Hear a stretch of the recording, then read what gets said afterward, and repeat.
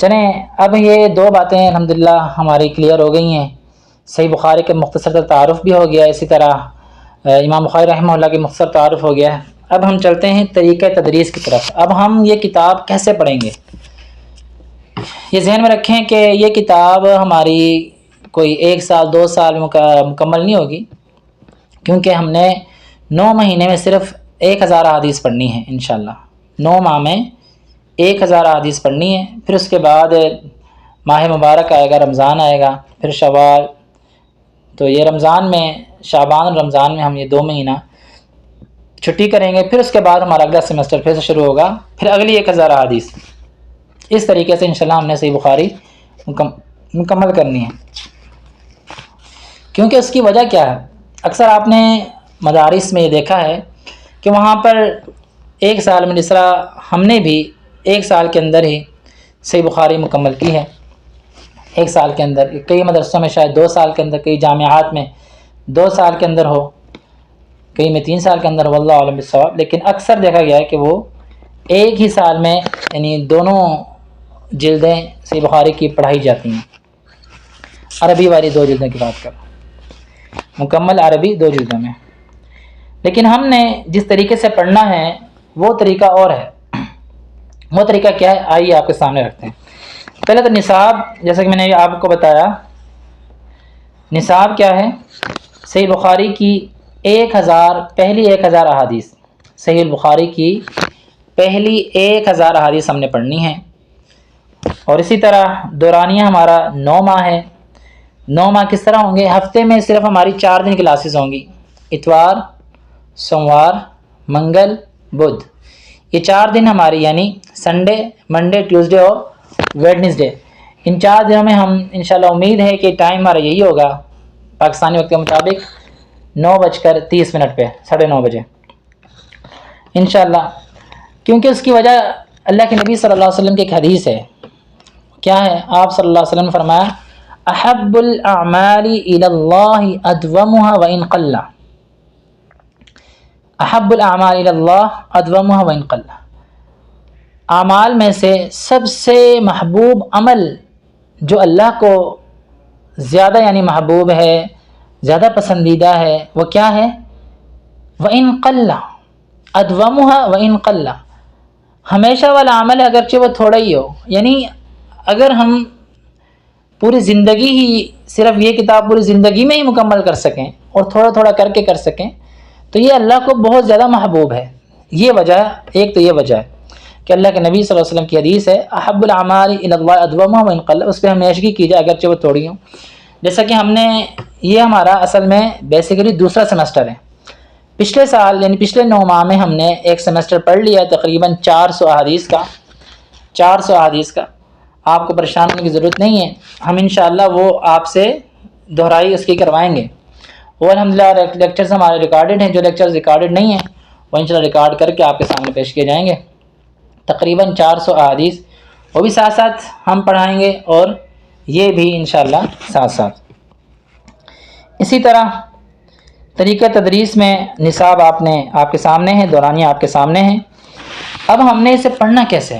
جیسا کہ آپ کے سامنے ایک عربی لکھی ہوتی ہے. یہ کورس ہر عام اور خاص کے لیے ہے، یہ ذہن میں رکھیں. یعنی اس میں پریشان ہونے کی ضرورت نہیں، جی میں تو کچھ عربی پڑھا ہوا ہی نہیں ہوں، میں کیسے پڑھوں. پچھلے سال ہمارے ساتھ جو ہے ایسے بھی افراد شامل تھے صحیح بخاری پڑھنے والے جو کچھ بھی نہیں پڑھے ہوئے تھے. الحمدللہ اب ان کو عربی بھی صحیح طرح پڑھنے آتی ہے اور وہ اس کی صحیح طرح شرح بھی کر لیتے ہیں، یعنی صحیح بخاری کی جو ان کو جیسے ان کو پڑھایا گیا. ھذا من فضل ربی. تو اس میں ہم نے سب سے پہلی بات عربی عبارت کی درستگی کرنی ہے. عربی عبارت کو، اس کے اندر کچھ خاص چیزیں آسان سی ہم بتا دیں گے آپ کو کہ جی یہ اس کا یعنی کہ طریقہ ہے. اس کو اس طریقے سے ہم انشاءاللہ اس کو درست کر سکتے ہیں. گاہے ایک بار میں نہیں ہوگا یہ سب کچھ، یہ انشاءاللہ پورا کورس آپ کو کرنا پڑے گا گاہے انشاءاللہ. دوسری بات، لفظی و با محاورہ ترجمہ. جامعات میں لفظی ترجمہ صحیح بخاری کا نہیں کیا جاتا. لفظی ترجمہ نہیں کیا جاتا، بلکہ کیونکہ وقت تھوڑا ہوتا ہے، 1 سال میں کمپلیٹ کرنی ہوتی ہے، تو وہ عبارت ہی زیادہ پڑھی جاتی ہے. کیونکہ وہ لڑکے یا وہ لڑکیاں پہلے سے اس کا ترجمہ انہوں نے کر لیا ہوتا ہے، وہ پہلے جو نیچے والی کلاسیں ہوتی ہیں ان میں حدیث اکثر وہ پڑھ لیتے ہیں، جیسے ترمذی پہلے پڑھ لی، اسی طرح ابو داود پہلے پڑھ لی، اسی طرح ابن ماجہ پہلے پڑھ لی، مشکات پہلے پڑھ لی، تو یہ کتابیں پہلے پڑھ لی جاتی ہیں۔ پھر بعد میں جب صحیح بخاری پڑھی جاتی ہے تو اتنا مسئلہ نہیں ہوتا، کیونکہ ہمارا جو کورس ہے وہ ہر عام و خاص کے لیے ہے، تو اس لیے ہم اس میں فائدہ عام کو بھی ہوگا اور اس میں فائدہ انشاءاللہ خاص کو بھی ہوگا۔ تو ہم نے لفظی ترجمہ بھی کرنا ہے اور ساتھ با محاورہ ترجمہ بھی کرنا ہے انشاءاللہ۔ تیسری بات، صحیح بخاری کے روات کا دلکش تذکرہ۔ صحیح بخاری کے جو راوی ہیں، جس طرح مثال کے طور پہ میں ایک مثال دیتا ہوں، صحیح بخاری کے اندر حدثنا قتادہ، ہمیں حدیث بیان کی قتادہ نے۔ قتادہ کون ہے؟ قتادہ سے مراد قتادہ بن دعامہ رحمہ اللہ یہ ہیں۔ اچھا، تو قتادہ بن دعامہ رحمہ اللہ کب فوت ہوئے تھے؟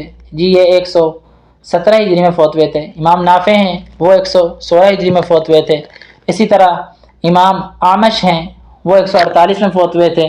تو ان کے انشاءاللہ تاریخ وفات کا بھی ہم تذکرہ کرتے رہیں گے، اور کوئی خاص بات ان کی آئی تو انشاءاللہ وہ بھی، جیسا کہ امام زہری رحمہ اللہ، امام بخاری رحمہ اللہ کبھی محمد بن مسلم بن شہاب الزہری پورا نام ذکر کرتے ہیں، کبھی کہتے ہیں عن الزہری، کبھی کہتے ہیں عن محمد ابن مسلم، کبھی کہتے ہیں عن ابن شہاب عن الزہری، یعنی مختلف انداز۔ تو یہ خوبصورت انداز ہے امام بخاری رحمہ اللہ کا، جو 124 ہجری میں فوت ہوئے ہیں امام زہری رحمہ اللہ۔ انشاءاللہ اس طرح صحیح بخاری کے جو روات ہیں، راوی ہیں، ان کا دلکش تذکرہ۔ اسی طرح صحابہ کرام رضی اللہ عنہم اجمعین، سیر الصحابہ، جب صحابی سے روایت لے رہے ہیں، انس بن مالک رضی اللہ تعالیٰ عنہ المتوفی 93 ہجری، اس طرح ان کا بھی ہم تذکرہ کرتے رہیں گے انشاءاللہ۔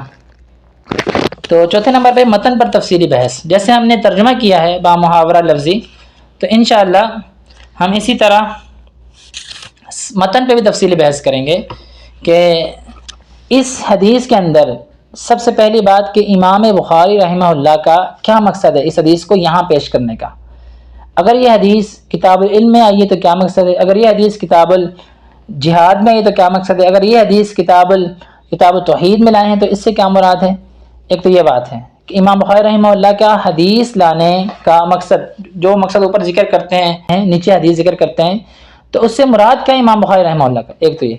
پھر دوسرا ہم نے متن پر تفصیلی بحث کرنی ہے کہ اب اس حدیث سے اور کتنے مسائل اخذ ہو سکتے ہیں۔ جیسا کہ ہم نے کئی حدیث ایسی تھیں پچھلے سال، ہم نے اس میں 20 نقطے بھی اخذ کیے کہ اس حدیث سے 20 مسائل اخذ ہو سکتے ہیں۔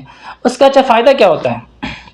اب یہاں پہ اس کا فائدہ ہر عام و خاص کے لیے کیا ہے، اگر آپ وہ لکھ لیں گے، اکثر نے وہ پچھلے سال لکھا تھا، انشاءاللہ ان کو بڑا فائدہ ہوگا مستقبل میں بھی، اور ابھی بھی ہو رہا ہے الحمدللہ، سے ہمیں بھی فائدہ پہنچ رہا ہے، ان سے زیادہ ہمیں فائدہ پہنچ رہا ہے۔ اس کا فائدہ سب سے پہلے یہ ہے کہ اگر ایک حدیث میں سے آپ 20 مسائل اخذ کر لیتے ہیں تو مطلب یہ ہے کہ آپ سے 20 سوال ہوئے ہیں اور آپ نے ان 20 سوالوں کے جواب ایک حدیث سے دیے ہیں، یہ فائدہ ہے۔ یعنی آپ سے کوئی شخص سوال کرتے ہیں، جی سر یہ بتائیں کہ جس طرح بھی ایک ساتھی نے سوال کی مثال ابھی کی لے لیں کہ جی مل فرق بین الصحیح والمسند، اس میں کیا فرق ہے، تو پھر ہم نے ان کو، دیکھو میرے ذہن میں فوراً سے وہ حدیث آئی کہ اللہ کے نبی صلی اللہ علیہ وسلم سے ایسے سوال کیا گیا۔ اسی طرح اس میں سے بہت سے میں نے دوسرا بھی نقطہ نکالا کہ یہ بھی بات ثابت ہوتی ہے، یعنی کہ ایک حدیث سے آپ کے کئی سارے مسائل حل ہو رہے ہیں۔ یہ ہم نے انشاءاللہ متن پہ تفصیلی بحث بھی کرنی ہے انشاءاللہ الرحمن۔ یعنی اہم مستنبط مسائل آپ کہہ سکتے ہیں اسے، کہ اہم مستنبط مسائل وہ کون سے ہیں۔ اسی طرح نمبر 6 ہے امام بخاری رحمہ اللہ کی فقاہت، کہ امام بخاری رحمہ اللہ کس طرح فقیہ ہیں اور ہمیں کس طرح فقیہ بنانا چاہتے ہیں، یہ بات ذہن میں رکھیں۔ امام بخاری رحمہ اللہ کس طرح فقیہ ہیں اور ہمیں کس طرح فقیہ بنانا چاہتے ہیں، یہ بھی انشاءاللہ آپ کے سامنے چند چیزیں آئیں گی، اس پہ بھی غور کیجیے گا۔ نمبر 7، روزمرہ زندگی میں حدیث پر عمل کیسے، ہم حدیث پر روزمرہ کی زندگی میں کیسے عمل کر سکتے ہیں، اس حدیث پہ ہم نے عمل کرنا ہے بالفرض، تو اس کا طریقہ کیا ہوگا انشاءاللہ ہم آپ کو وہ بھی بتائیں گے۔ اور نمبر 8 پہ ہے ماہانہ ٹیسٹ، تو ہر مہینے کے آخر میں ہم انشاءاللہ ٹیسٹ لیں گے کہ آپ نے جو کلاسز لی ہیں مہینے کے اندر، تو اس کا آپ نے اب ٹیسٹ دینا ہے، پتہ چلے کہ آپ نے پڑھا بھی ہے کہ نہیں پڑھا، معلوم ہونا چاہیے نا۔ جس طرح اچھا یہ ٹیسٹ کیوں لیا جاتا ہے، یہ ایک انداز ہے ٹیسٹ لینے کا۔ اللہ کے نبی صلی اللہ علیہ وسلم بھی صحابہ سے ٹیسٹ لیتے تھے، جس طرح ہم نے پچھلے سال بھی یہ احادیث سے اخذ کیا، جیسے کہ کتاب العلم کے اندر ہی امام بخاری رحمہ اللہ حدیث لائے ہیں عبداللہ بن عمر رضی اللہ تعالیٰ عنہ سے کہ آپ صلی اللہ علیہ وسلم نے پوچھا، سوال کیا کہ وہ کون سا درخت ہے، وہ کون سا درخت ہے جو مومن جیسا ہے؟ تو سب کے ذہن گھومے، کہتے ہیں درخت جنگلات کی طرف۔ عبداللہ بن عمر فرماتے ہیں میرا ذہن گیا کھجور کے درخت کی طرف۔ آپ فرمایا وہ یعنی مومن کی طرح ہے کہ وہ کبھی جھڑتا نہیں ہے، ٹھیک ہے۔ تو یہ عبداللہ بن عمر رضی اللہ عنہ کی روایت، او کما قال، اگر مجھ سے کوئی کمی پیش ہوئی ہے واللہ عالم بالصواب۔ یہ عبداللہ بن عمر رضی اللہ عنہ فرماتے میں نے وہ جواب دیا، میں نے جواب نہیں دیا، میرے ذہن میں تھا، میں خاموش تھا کہ مجھ سے بڑے موجود ہیں، لیکن میرے ذہن میں وہ جواب موجود تھا، وہ کھجور کا درخت ہے۔ آپ صلی اللہ علیہ وسلم فرمایا وہ کون سا درخت ہے؟ کھجور کا درخت ہے۔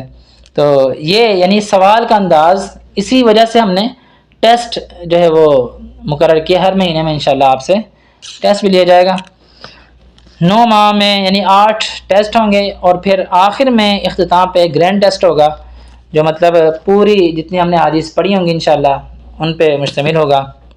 اور پھر اس کے بعد آپ سب کو جو ہے وہ جو اعلیٰ کارکردگی والے ہوں گے ان کو انعامات سے بھی نوازا جائے گا، اسی طرح جو سرٹیفکیٹ ہیں انشاءاللہ وہ بھی آپ کو عطا کیے جائیں گے، سرٹیفکیٹ سے بھی آپ کو انشاءاللہ الرحمن نوازا جائے گا باذن اللہ تعالی۔ یہ آج کی ہماری مجلس تھی، یہ آج کا جو ایک تعارفی لیکچر تھا وہ صحیح بخاری کے حوالے سے، وہ امام بخاری رحمہ اللہ کے حوالے سے، اور تیسری چیز طریقہ تدریس کے حوالے سے۔